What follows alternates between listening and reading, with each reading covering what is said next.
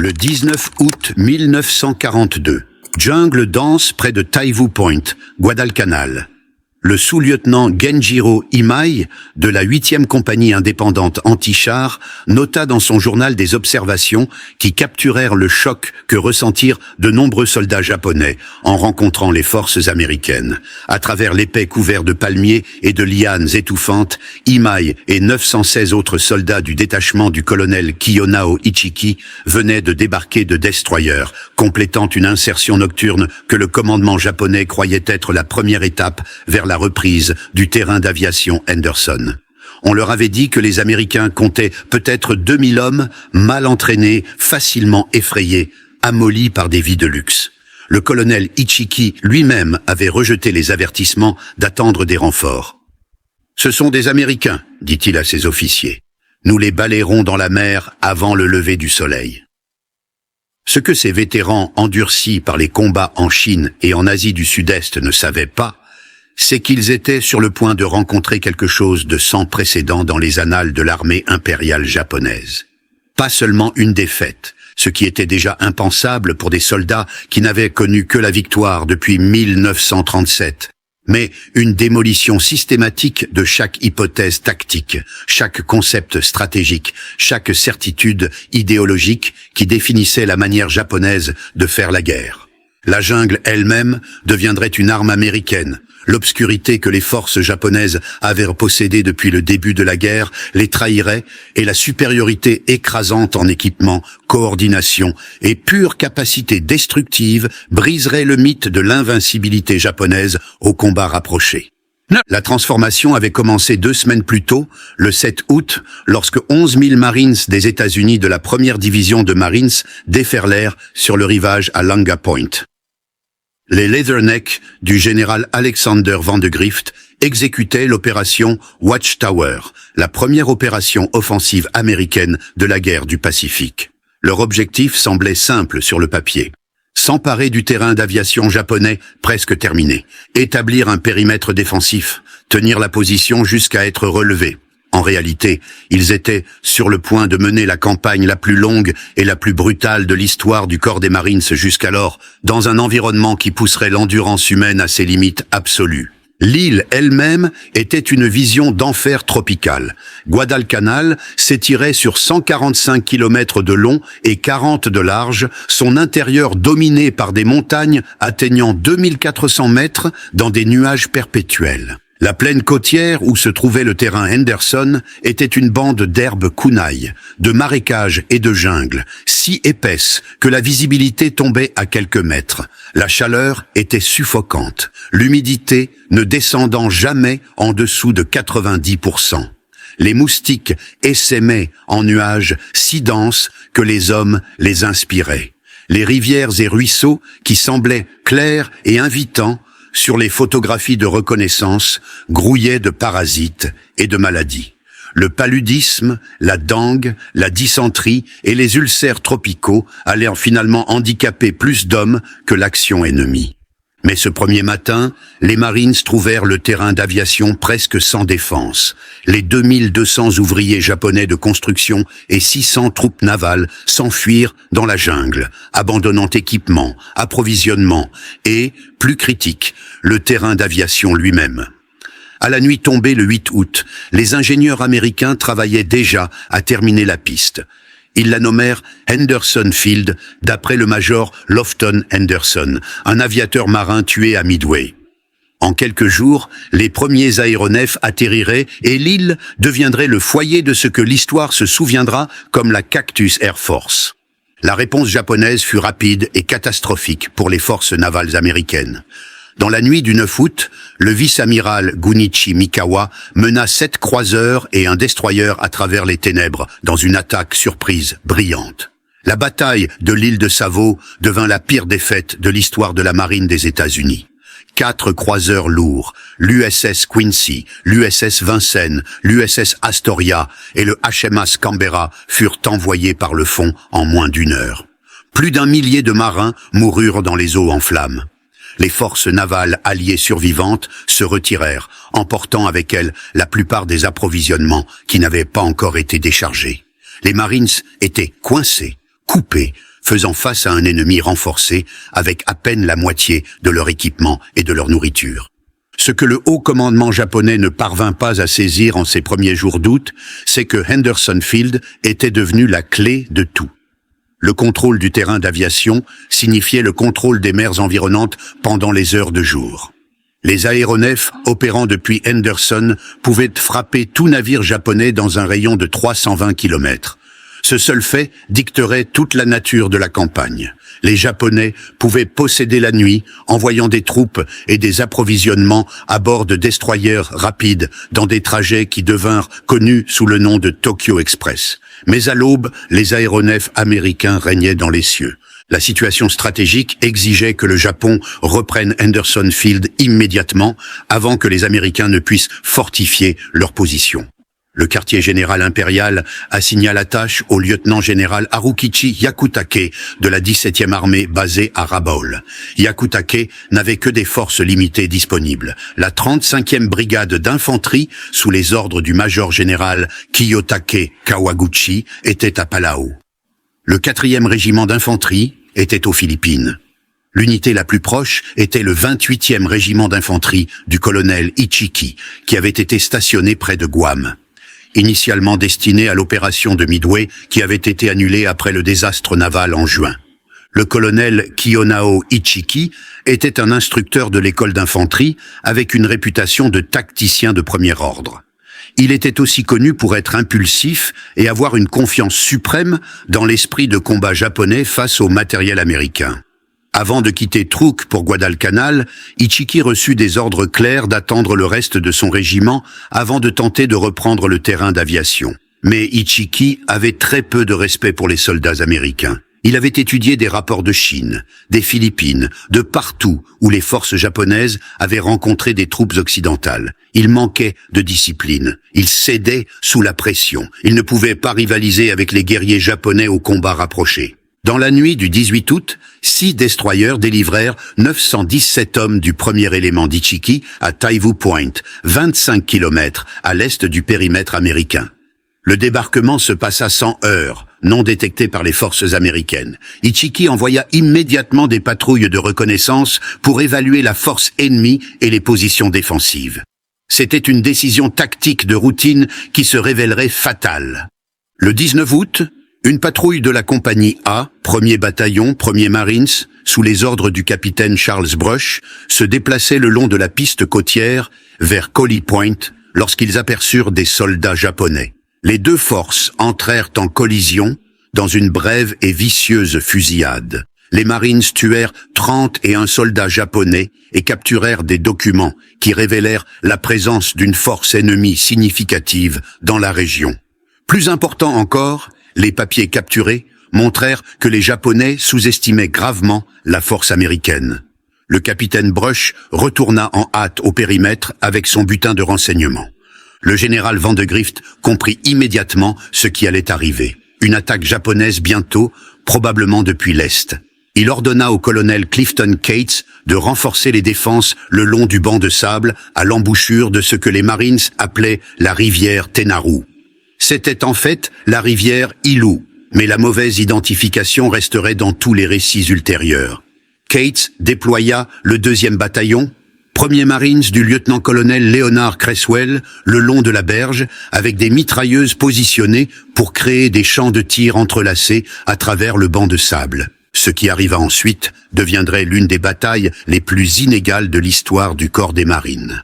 Le colonel Ichiki, plutôt que d'attendre des renseignements de sa patrouille perdue ou des renforts, décida d'attaquer immédiatement. Dans la nuit du 20 août jusqu'au petit matin du 21 août, il ordonna un assaut frontal directement à travers le banc de sable. La doctrine japonaise mettait l'accent sur la supériorité de la puissance spirituelle et les attaques nocturnes agressives pour surmonter la puissance de feu ennemie. Ichiki croyait que ses vétérans pourraient percer les défenses américaines par la seule audace et le combat à courte portée où les soldats japonais excellaient avec baïonnettes et grenades. Juste après minuit, l'éclaireur des îles Salomon, Jacob Vusa, qui s'était échappé de captivité japonaise après des heures de torture, arriva en titubant dans les lignes des Marines avec un avertissement. Les Japonais arrivaient. Quelques minutes plus tard, l'attaque commença. Des centaines de soldats japonais chargèrent à travers le banc de sable, criant des cris de guerre, tirant des fusils, lançant des grenades. Ils coururent directement dans une zone de mise à mort que les Marines avaient préparée avec une précision méthodique. Les mitrailleuses Browning M 1917 A1 refroidies à l'eau ouvrirent le feu. Ces armes, perfectionnés durant la Première Guerre mondiale, étaient les héros méconnus de la puissance de feu des Marines. Chaque arme pouvait soutenir un tir de 600 coups par minute indéfiniment tant que le manchon d'eau restait rempli. Les Marines les avaient positionnés dans des positions se soutenant mutuellement, de sorte qu'aucune zone du banc de sable ne restait découverte. Les soldats japonais tombèrent par vagues, tandis que les lourdes balles de calibre .30 déchiraient chair et os. Ceux qui traversèrent le banc de sable rencontrèrent des canons anti-chars de 37 mm chargés de mitraille, essentiellement d'énormes cartouches de fusils de chasse qui transformaient les hommes en chair hachée. L'attaque continua pendant des heures. Vague après vague de soldats japonais chargèrent dans les tirs de mitrailleuses. Certains atteignirent les positions des Marines et engagèrent un combat au corps à corps. Les Marines combattirent avec des fusils, des couteaux, des poings, tout ce qui était disponible. Mais les préparatifs défensifs tinrent. Les champs de tir entrelacés empêchèrent toute percée japonaise. À l'approche de l'aube, l'attaque du colonel Ichiki avait complètement échoué. Plus de 800 de ses hommes gisaient morts ou mourants sur le banc de sable et dans l'eau peu profonde. Le lever du jour n'apporta aucun répit pour les Japonais survivants. Le général Vandegrift ordonna une contre-attaque utilisant des éléments du 1er bataillon, 1er Marines.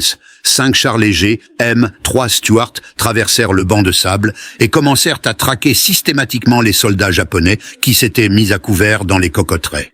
Le correspondant de guerre Richard Tregaskis, observant depuis une position marine, décrivit la scène. C'était fascinant de les voir s'affairer parmi les arbres, pivoter, tourner, cracher des nappes de flammes jaunes. Nous n'avions pas réalisé qu'il y avait tant de Japonais dans la cocotteraie. Groupe après groupe étaient débusqués et abattus par les mitrailles des chars. En milieu de journée, le 21 août, la bataille de la Tenaru était terminée. Des 917 soldats japonais qui avaient débarqué à Taivu Point, environ 800 étaient morts. Environ 128 survivants, principalement des unités de soutien qui étaient restées près du site de débarquement, se fondirent dans la jungle. Ils enverraient un message radio au quartier général de la 17e armée rapportant le désastre. Parmi les morts se trouvait le colonel Ichiki lui-même, bien que les récits diffèrent sur sa mort. La version japonaise officielle affirma qu'il brûla les couleurs de son régiment et commit un suicide rituel.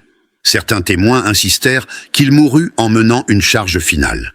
Les pertes des Marines furent d'environ 40 tués et blessés. L'impact psychologique sur les soldats japonais survivants fut dévastateur. Les documents capturés et les récits d'après-guerre révélèrent le choc d'apprendre qu'un régiment entier avait été anéanti en une seule nuit. Les Américains n'avaient pas combattu de la manière que la doctrine japonaise prédisait. Ils ne paniquèrent pas sous l'attaque nocturne. Ils ne rompirent pas lorsque chargés par des guerriers hurlants.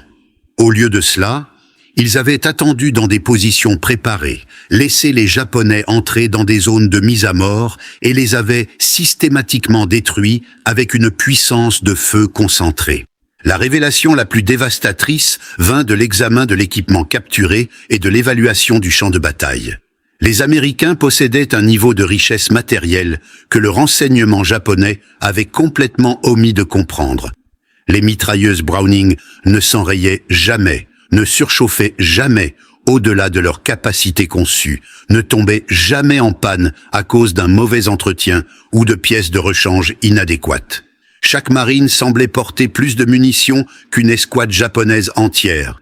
Le soutien d'artillerie que les Marines pouvaient demander surpassait tout ce que les Japonais pouvaient déployer.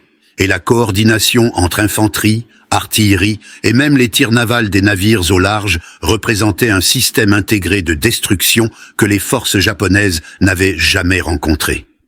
Quelques jours après le désastre de la Tenaru, d'autres forces japonaises étaient déjà en route vers Guadalcanal.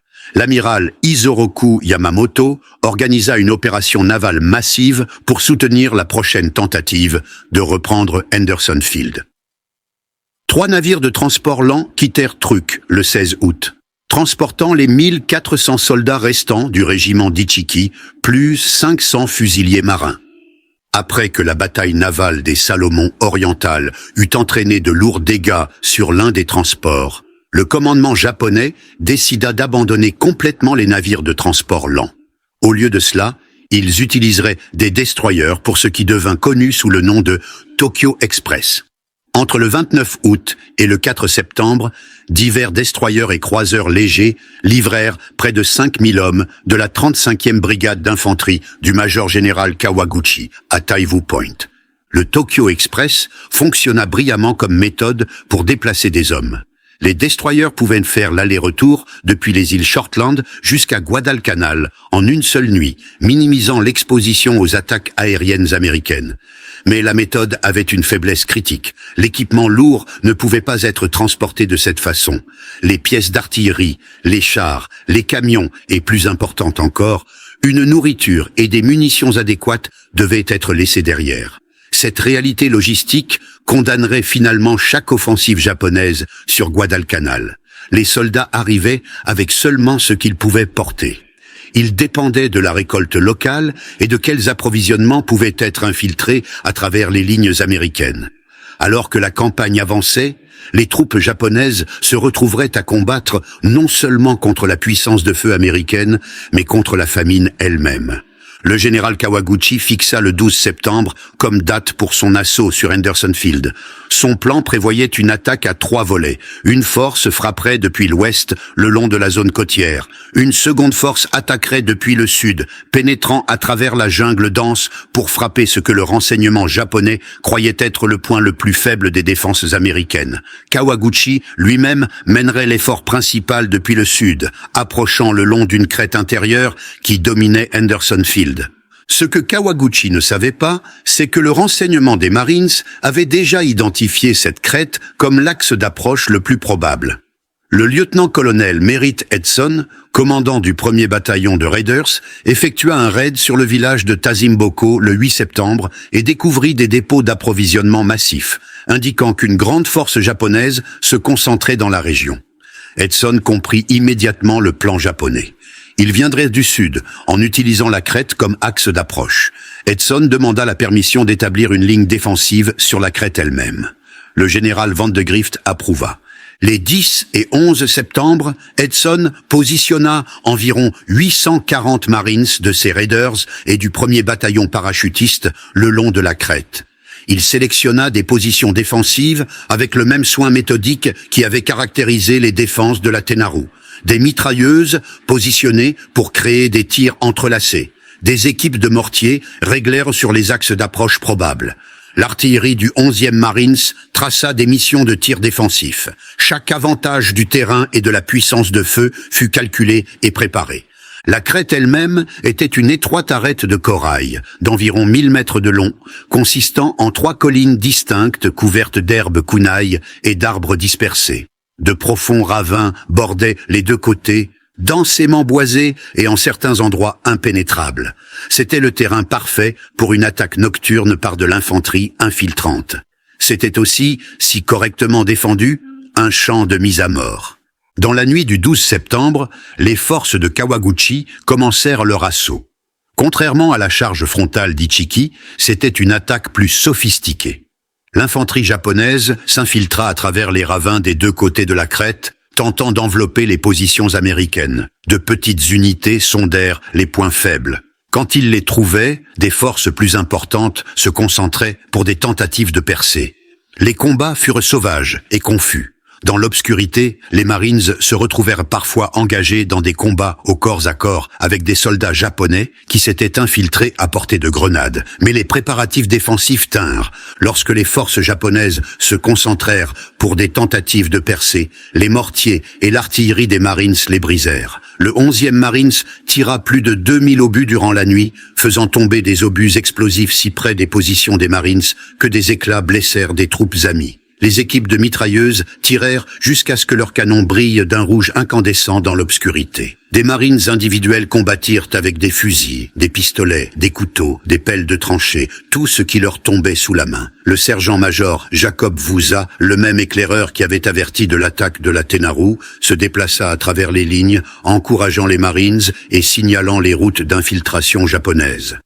Le sergent John Basilone, qui s'était distingué à la crête sanglante, devint à nouveau critique pour la défense. Lorsque les munitions vinrent à manquer pour sa section de mitrailleuses, Basilone transporta personnellement des munitions sous le feu ennemi pour garder ses armes opérationnelles. Il répara des mitrailleuses endommagées sous le feu. Lorsqu'une position de mitrailleuse fut submergée, il attrapa un pistolet .85 et mena une contre-attaque qui restaura la ligne. À l'aube du 25 octobre, l'offensive japonaise avait échoué. Le général Nasu était mort, tué par des tirs de mitrailleuses lors d'une des attaques nocturnes. Plus de 2000 soldats japonais moururent dans la tentative de percer.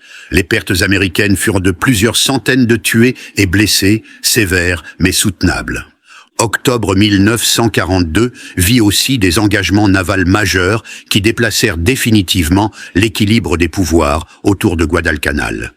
La bataille navale de Guadalcanal, combattue sur 4 jours du 12 au 15 novembre, vit certains des combats de surface les plus intenses de l'histoire navale.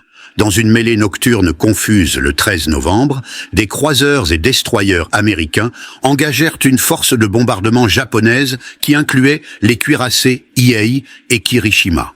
Le contre-amiral Daniel Callaghan et le contre-amiral Norman Scott, les 2 seuls officiers généraux américains tués dans des engagements de surface de la Seconde Guerre mondiale, moururent dans les combats. Les Américains perdirent 2 croiseurs légers et 4 destroyers. 3 autres destroyers furent endommagés, mais les Japonais perdirent le cuirassé Iei, désemparé dans l'action nocturne et coulé par des aéronefs le jour suivant. Plus important encore, la mission de bombardement échoua. Henderson Field resta opérationnel. Dans la nuit du 14 au 15 novembre, le cuirassé Kirishima tenta un autre bombardement, mais fut intercepté par l'USS Washington et l'USS South Dakota. Dans une démonstration dévastatrice de tir naval dirigée par radar américain, le Washington plaça 9 obus de 16 pouces dans le Kirishima à des distances où les guetteurs japonais pouvaient à peine voir leur cible.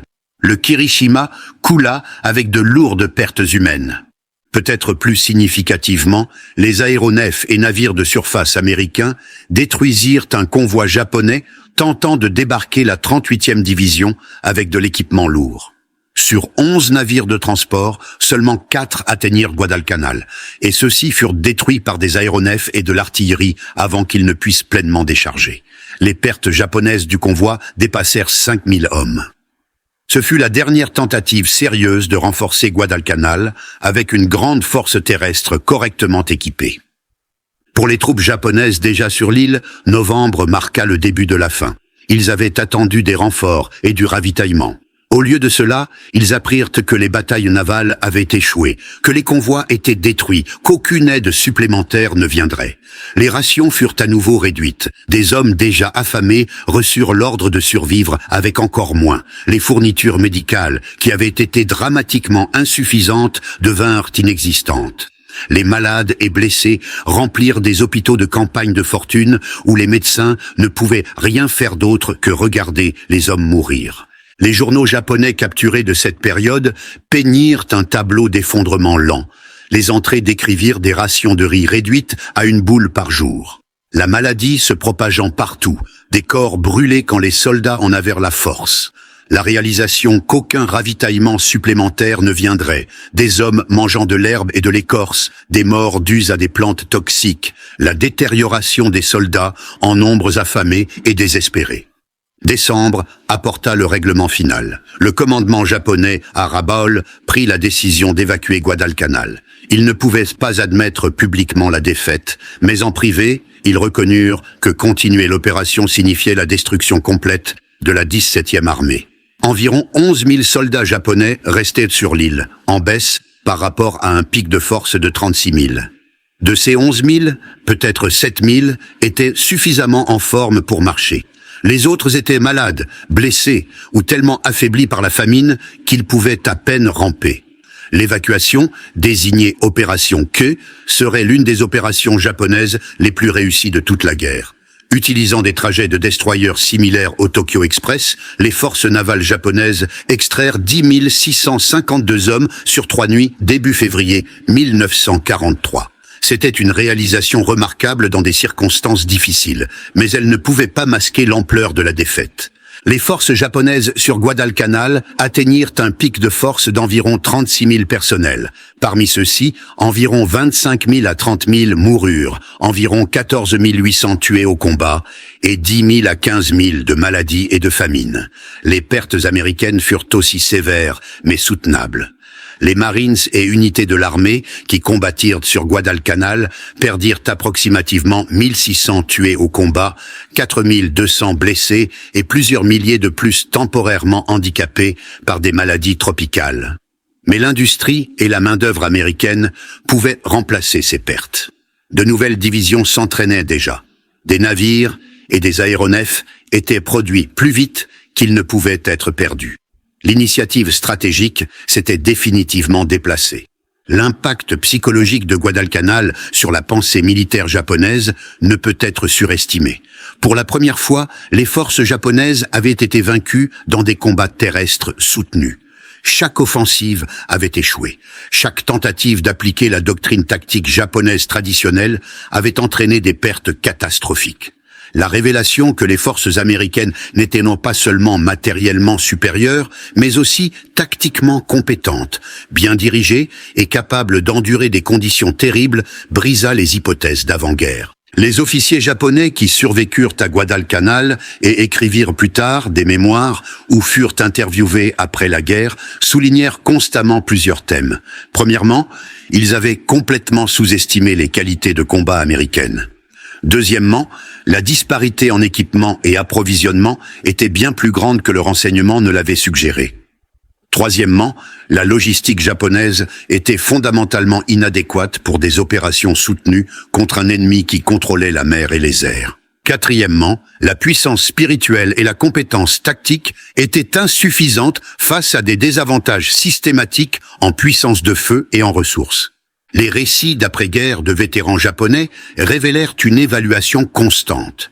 Ils avaient cru qu'ils étaient des guerriers supérieurs. Ils s'étaient entraînés plus dur, acceptaient la mort plus facilement, maîtrisaient le combat de nuit et le combat rapproché. Mais sur Guadalcanal, ils apprirent que la guerre est décidée par des systèmes. Les Américains avaient des systèmes pour tout. Des systèmes pour le ravitaillement, pour les soins médicaux, pour le soutien d'artillerie, pour la coordination aérienne. Chaque système fonctionnait. Les systèmes japonais échouaient parce qu'ils n'avaient jamais été correctement construits en premier lieu. Les aspects techniques de la supériorité américaine étaient significatifs. Les forces japonaises sur Guadalcanal combattaient avec des fusils Arisaka, des armes à verrou nécessitant un armement manuel entre chaque tir. Les Marines américains portaient initialement des fusils M1903 Springfield, aussi à verrou, mais complétés par le fusil semi-automatique M, un Garand, lorsque ceux-ci devinrent disponibles. La capacité de 8 coups du Garand et son fonctionnement semi-automatique fournissaient des avantages dans les fusillades. Les mitrailleuses racontaient une histoire encore plus tranchée. La Browning M 1917, un Américaine, était refroidie à l'eau et pouvait soutenir le feu indéfiniment tant que l'eau et les munitions étaient disponibles. Les mitrailleuses japonaises, principalement le type 96 et le type 99, étaient plus légères et plus portables, mais manquaient de capacité de tir soutenue. Dans des positions défensives, cette différence fut décisive. La supériorité d'artillerie fut peut-être la plus significative. Le 11e Marines opérait des obusiers de montagne M1A1 de 75 mm qui pouvaient être démontés et transportés à travers le terrain de jungle. Ces armes fournissaient un soutien de feu réactif et précis. Des observateurs avancés avec des unités d'infanterie pouvaient demander des missions de tir et recevoir des obus en quelques minutes.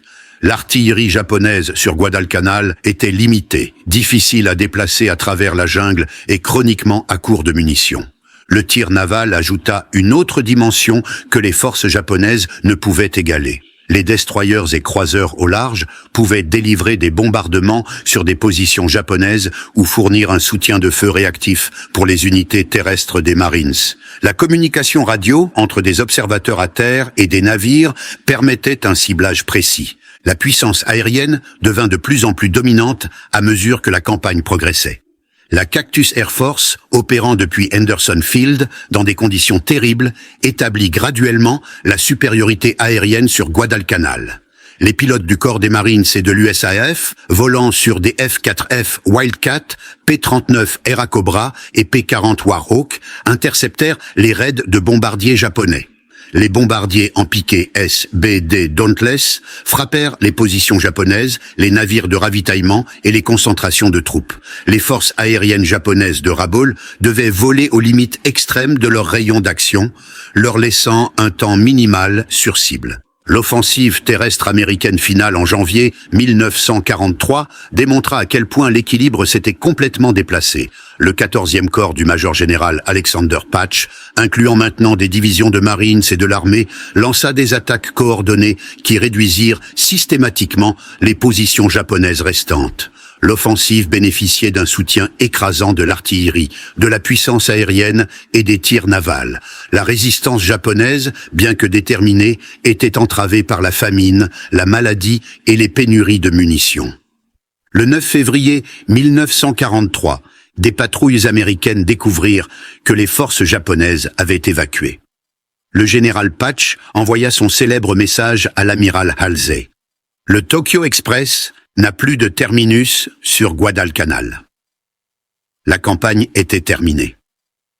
6 mois de combat avaient abouti à la première grande victoire terrestre américaine contre le Japon. Plus important encore, cela établit des modèles et révéla des vérités qui façonneraient le reste de la guerre du Pacifique. Les leçons que les survivants japonais tirèrent de Guadalcanal furent dévastatrices pour la doctrine militaire d'avant-guerre. Le mythe de la supériorité du guerrier japonais avait été brisé. Le courage individuel et la compétence tactique étaient inadéquats face à des désavantages systématiques. Les attaques nocturnes et le combat rapproché, marque de fabrique du succès tactique japonais en Chine, échouèrent contre des positions défensives américaines. L'approvisionnement et la logistique n'étaient pas des préoccupations secondaires, mais des exigences fondamentales pour un combat soutenu. La supériorité aérienne et navale déterminait les issues sur terre. Ces leçons apprises dans le sang et la famine sur Guadalcanal auraient dû réformer fondamentalement la pensée militaire japonaise. Certains officiers reconnurent les implications. Le colonel Masanobu Tsuji, un officier d'état-major qui visita Guadalcanal durant la campagne, écrivit par la suite que le Japon avait besoin de réévaluer complètement sa stratégie. Les Américains, observa-t-il, menait une guerre industrielle où la production matérielle déterminait les issues. Le Japon ne pouvait pas gagner une guerre industrielle contre la capacité productive américaine. Mais la culture militaire japonaise construite sur des générations de traditions et de victoires récentes ne pouvait pas facilement accepter une révision aussi fondamentale. L'explication officielle pour Guadalcanal blâma des approvisionnements inadéquats, des défaites navales et la force inattendue des défenses américaines. Elle ne reconnaissait pas que la doctrine tactique japonaise elle-même était défectueuse, que toute la conception de la guerre qui avait bien servi le Japon contre la Chine était obsolète face à un adversaire industriel moderne. Ces soldats japonais qui survécurent à Guadalcanal et furent plus tard capturés ou survécurent à la guerre devinrent des témoins d'une transformation qu'ils n'avaient jamais anticipée. Ils étaient entrés dans la campagne en guerriers confiants d'un empire invincible. Ils en sortirent en survivants affamés, rongés par la maladie d'une défaite catastrophique. Beaucoup décrivirent plus tard Guadalcanal comme le moment où ils comprirent pour la première fois que le Japon perdrait la guerre. Pour les forces américaines, Guadalcanal prouva que les troupes américaines pouvaient rivaliser avec les troupes japonaises dans la brutalité du combat en jungle. La mythologie de l'invincibilité japonaise fut détruite. La doctrine défensive américaine fonctionnait. La coordination des armes combinées était efficace. Les soldats américains individuels, correctement entraînés et équipés, étaient plus que capables de vaincre les forces japonaises. Mais les Américains apprirent aussi le respect pour les soldats japonais en tant qu'adversaires coriaces, déterminés, habiles, qui se battraient jusqu'à la mort plutôt que de se rendre. Les implications stratégiques de Guadalcanal s'étendirent bien au-delà de l'île elle-même. L'échec du Japon à reprendre Henderson Field et l'évacuation finale démontrèrent que le périmètre défensif japonais pouvait être pénétré. La stratégie alliée passa d'opérations défensives à des campagnes offensives. Les avantages industriels et matériels que possédait l'Amérique pouvaient être traduits en victoires militaires s'ils étaient appliqués systématiquement. Pour le Japon, Guadalcanal marqua le début de la fin. La perte de troupes expérimentées, de pilotes et de navires ne pouvait être remplacée à un rythme approchant celui auquel l'Amérique produisait de nouvelles forces. La décision d'évacuer admit, bien que discrètement, que le Japon ne pouvait pas soutenir une guerre d'attrition contre la puissance industrielle américaine. Les vétérans de Guadalcanal des deux côtés portèrent leurs expériences pour le reste de leur vie. Les Marines et soldats américains qui survécurent à la campagne devinrent des cadres pour de nouvelles unités, transmettant des leçons durement acquises sur la guerre en jungle, les tactiques défensives et la coordination des armes combinées. La première division de Marines retirée de Guadalcanal en décembre 1942 nécessita des mois de repos et de réhabilitation avant de retourner au combat. Les survivants japonais firent face à un avenir encore plus sombre. Ceux évacués durant l'opération Queue furent dispersés dans d'autres unités à travers le Pacifique, portant avec eux le fardeau psychologique de la défaite et la connaissance que les forces américaines étaient bien plus redoutables que la propagande d'avant-guerre ne l'avait suggéré. Beaucoup mourraient dans des batailles ultérieures, alors que la position stratégique du Japon continuait à se détériorer. L'île de Guadalcanal elle-même porta les cicatrices de 6 mois de combats intenses pendant des décennies après. Des épaves d'avions, des véhicules détruits, de l'équipement abandonné et des munitions non explosées jonchèrent les jungles et les zones côtières. Henderson Field, agrandi et amélioré pendant et après la campagne, servit de base alliée majeure pour les opérations ultérieures dans les Salomon. Pour les historiens militaires et les stratèges, Guadalcanal fournit des études de cas sur les opérations amphibies, la guerre en jungle, la logistique, la coordination air-sol et l'intégration de la puissance navale avec les opérations terrestres. La campagne démontra que la guerre moderne exigeait plus que de braves soldats et de la compétence tactique. Elle nécessitait une capacité industrielle, une logistique efficace, une supériorité technologique et la capacité de soutenir des opérations sur des périodes prolongées. Le coût humain de Guadalcanal fut stupéfiant des deux côtés. Plus de 7000 militaires américains et japonais moururent dans les batailles navales autour de l'île. Sur terre, les pertes américaines dépassèrent 7000 tués, blessés ou disparus. Les pertes japonaises dépassèrent 30 000, toutes causes confondues. Des milliers d'autres des deux côtés souffrirent de maladies et de conditions qui affecteraient leur santé pour le reste de leur vie. Mais la signification stratégique justifia, en termes militaires, le terrible coup. Guadalcanal représenta le point de basculement où les forces alliées passèrent de la défense à l'offensive dans le Pacifique. Cela démontra que le Japon pouvait être vaincu dans des combats terrestres. Cela établit des modèles de supériorité aérienne et navale qui caractériseraient le reste de la guerre. L'histoire des troupes japonaises rencontrant la guerre en jungle américaine sur Guadalcanal est finalement une histoire sur la collision entre deux approches fondamentalement différentes de la guerre moderne. Un côté croyait en la suprématie de l'esprit guerrier, au courage surmontant les désavantages matériels, aux tactiques produisant la victoire indépendamment des ressources. L'autre côté croyait en l'application systématique de la puissance industrielle, en la logistique et la puissance de feu comme multiplicateur de force, en la coordination des armes combinées comme clé du succès.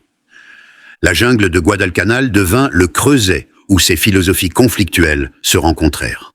L'issue, bien qu'elle ait pris 6 mois de combats brutaux pour atteindre sa conclusion inévitable, démontra que le soutien de feu concentré et la logistique, lorsqu'ils étaient combinés à des tactiques compétentes et à des soldats déterminés, créait une forme de puissance militaire que les forces japonaises ne pouvaient simplement pas égaler. Pour les soldats japonais qui survécurent à Guadalcanal et vécurent pour raconter leurs histoires, la campagne représenta le moment où la réalité détruisit l'illusion.